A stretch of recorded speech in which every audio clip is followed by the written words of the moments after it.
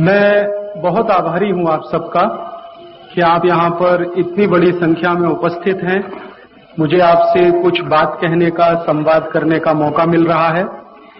आप सब मेरे बारे में जानते हैं कि मैं हिंदी भाषी हूं, मुझे मराठी बोलना नहीं आता। मैंने अभी थोड़ा मराठी पढ़ना सीखा है और मराठी कोई बोले तो मैं समझता हूं। बोलना शायद थोड़े दिन में सीखूंगा, फिर आपके बीच मराठी में व्याख्यान करूंगा। अभी आज मुझे आप माफ करेंगे, कभी शायद समय आएगा तो मैं मराठी में भी आपसे बात करूंगा। अपने देश की परिस्थिति जो है आज की, उसको ध्यान में रखकर हम लोग पिछले कई वर्षों से आजादी बचाओ आंदोलन चलाते हैं। उस आंदोलन का परिचय आप सबको है। ये आजादी बचाओ आंदोलन 1984 में यूनियन कार्बाइड की दुर्घटना के बाद शुरू हुआ था। भोपाल में आप जानते हैं कि एक बहुत बड़ा हत्याकांड हुआ था, गैस कांड हुआ था, भोपाल गैस कांड जिसका नाम था।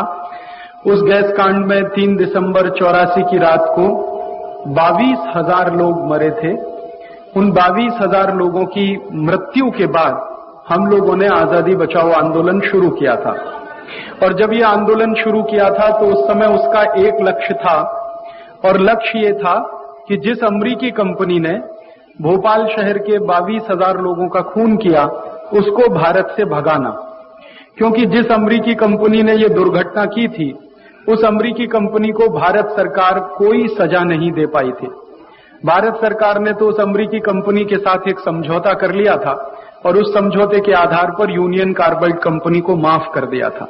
तब हम लोगों ने उस अमेरिकी कंपनी को भगाने का एक अभियान शुरू किया, जिसमें हम सफल रहे और हमने उस यूनियन कार्बाइड कंपनी को भगा दिया था। बाद में यूनियन कार्बाइड जैसी ही एक और अमेरिकी कंपनी को हमने भगाया था। उस अमेरिकी कंपनी का नाम था कारगिल। एक तीसरी अमेरिकी कंपनी को भगाया था भारत से, उसका नाम था ड्यू पॉन्ट। एक ऐसी अमेरिकन कंपनी को भगाया था हमारे देश से जो दारू बनाने के लिए आई थी। उसका राजस्थान में अलवर जिले में बहुत बड़ा प्रोजेक्ट लगने वाला था, जिस प्रोजेक्ट में वो कंपनी हर दिन 4 करोड़ लीटर दारू बनाने वाली थी। आप जानते हैं राजस्थान में भयंकर पानी का संकट रहता है, तो जिस क्षेत्र में पानी नहीं मिलता पीने को, वहां एक अमेरिकी कंपनी का दारू फैक्ट्री बने और उसमें 4 करोड़ लीटर दारू रोज बने और वो बाजार में बिके, तो वो हमें मंजूर नहीं था। हमने उस कंपनी को भी वहां से भगा दिया था। तो ऐसी कई अमेरिकी कंपनियों को भारत से भगाने का एक अभियान, इसी का नाम है आजादी बचाओ आंदोलन। इसी आंदोलन में मैं लगा हुआ हूं पिछले कई वर्षों से। बाद में हमें एक बात का और एहसास हुआ, और वो ये बात का एहसास हुआ कि सिर्फ अमेरिकी कंपनियों को ही भारत से भगाने का काम हम करेंगे तो उससे कोई बात नहीं बनेगी। क्योंकि अमेरिका के अलावा भी बहुत सारे दूसरे देशों की कंपनियां अपने देश में हैं। यूरोप की कंपनियां हैं, जापान की हैं, जर्मनी की हैं, फ्रांस की हैं। तब हम लोगों ने एक और अभियान शुरू किया 1991 के साल से कि सभी परदेशी कंपनियों को भारत से भगाना। फिर बाद में हम लोगों को एक और जानकारी मिली कि अगर सभी परदेशी कंपनियां भारत से भाग जाएं तो भी अपने देश में कुछ ऐसी समस्याएं हैं जिनका समाधान पूरा नहीं होगा।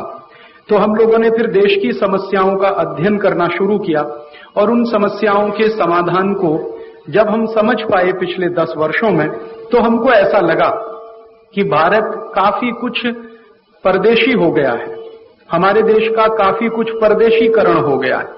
संस्कृति के स्तर पर हो गया है, अर्थव्यवस्था के स्तर पर हो गया है, राजनीति के स्तर पर हो गया है, हमारे विचारों में परदेशीपन आ गया है, पहनावे में काफी कुछ परदेशीपन आ गया है।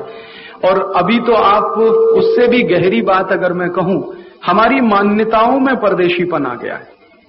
अब जब किसी राष्ट्र और समाज की मान्यताएं बदलने लगती हैं, परदेशीपन उनमें आ जाता है, तो संकट बहुत गहरा होता है। तो हम लोगों को ऐसा लगा कि भारत की जो मान्यताएं हैं, भारतीयता वाली स्वदेशी मान्यताएं जो हैं, उनके आधार पर संपूर्ण भारतवर्ष का फिर से निर्माण करें। ऐसे एक काम के लिए, ऐसी एक कल्पना के साथ हमने ये आंदोलन शुरू किया है। और इस आंदोलन के पीछे की जो भूमिका है वो एक ही वाक्य में मैं कहना चाहता हूं। आजादी बचाओ आंदोलन एक ऐसा आंदोलन है जो संपूर्ण भारत को भारतीयता के आधार पर, भारत की मान्यताओं के आधार पर पूरे राष्ट्र को फिर से स्थापित करने का आंदोलन है। अब ये भारतीयता की जो मान्यताएं हैं और हमारी जो परिस्थिति है आज की, उसमें काफी कुछ मुश्किलात हैं। तो आज की परिस्थिति परदेशियत वाली है, विदेशीपन वाली है, और हम भारतीयता की बात कर रहे हैं। तो कई लोग तो कहते हैं कि राजीव भाई आप कहीं मूर्खता का काम तो नहीं कर रहे, आप तो बहाव के विरुद्ध काम कर रहे हैं। प्रवाह एक दिशा में है और आप उसके उल्टी दिशा में काम कर रहे हैं। तो मैं उनको बहुत विनम्रता से कहता हूं कि हाँ, बहाव के विरुद्ध काम करने में ही तो मजा आता है। बहाव के साथ अगर काम करें तो वो तो कोई भी कर सकता है। जो अनोखे काम होते हैं दुनिया में वो ऐसे ही होते हैं। तो कुछ ऐसी ही कोशिश हम कर रहे हैं। भारत की आज की परिस्थिति और आज की परिस्थिति से निकलने वाले प्रश्न और उनका समाधान, यही 3 बातें मैं आपके सामने रखने की कोशिश करूंगा। बहुत बार आपने मेरे व्याख्यान सुने हैं, आज कुछ अलग बात आपसे कहूंगा जो पहले की किसी व्याख्यान में मैंने नहीं कही।